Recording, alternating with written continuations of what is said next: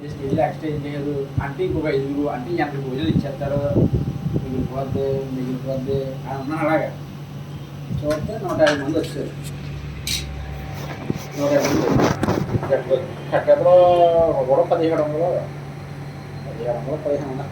ఎంత వచ్చినాయి కట్టెట్లు లెక్కలేదు. ఇంకా మామూలుగా ఉజ్జాయింకి ఎంత వచ్చి ఉంటాయంట చెప్పలేదు. ఇంకా నాకు చూపించలేదు కూడా. ఇంకా వస్తుంది వాళ్ళని అన్నాడు 2-3 పేర్లు చూసి అయిపోయాడు అంతే. అవి కూడా చూపించలేదు. కట్టెలో క్యాన్లా పడేసి వేసారు. కట్టెలో రాసాడు అందరూ 1500, 1000, 1200, 1500 అంతే. ఎవరో 500లో ఒక 10 మంది వేసుకుంటారు. అలాగే మళ్ళీ సాయం చేసి తిరిగి ఎలాగా వస్తుందబ్బా. మా చిన్నోడు ఫంక్షన్ ఏం తెలుసా నీకు? మా కాలబెట్టి మీద ఆ గుడ్లోకి 500 మంది వచ్చారు, 200 మంది కేకెత్తారు. మొత్తం కట్టెలు ఎంత వచ్చాడు?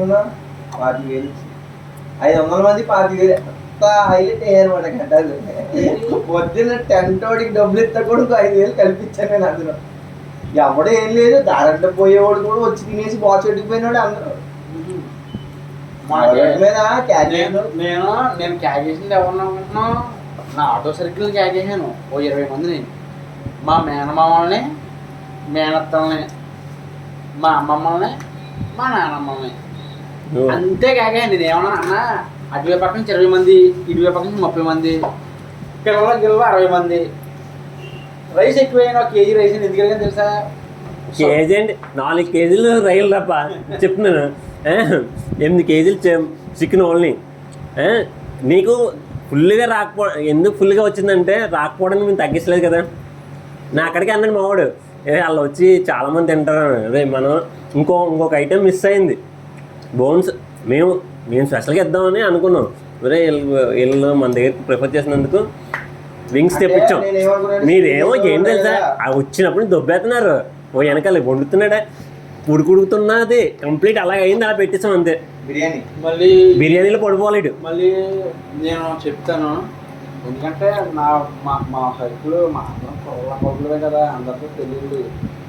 అయితే మా ఊళ్ళో ఎవరో కదా ఇద్దాం ఏమి ఐటమ్ కూడా తెలియదు. అన్నీ చేపల పులుసు కూడా పంపించాను.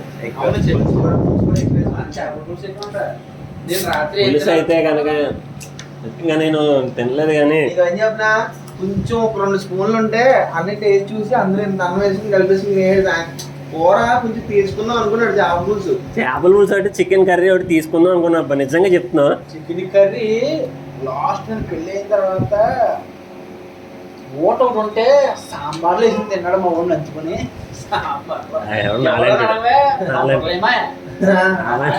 మా మురళేమే ఆడే నాకు కాలు కడిగింది మా నాన్నగారు. సాంబార్ వేసుకుని బాగా కంచం నిండా సాంబార్ వేసుకొని అదే సగం తిన్నాడు. మళ్ళీ ఒక అన్నం వేసుకుంటే మా కుర్ర కొడుకు అష్టంతో అన్నం వైట్ రైస్ వేసి, మీరు ఇచ్చింది వైట్ రైస్ వేసి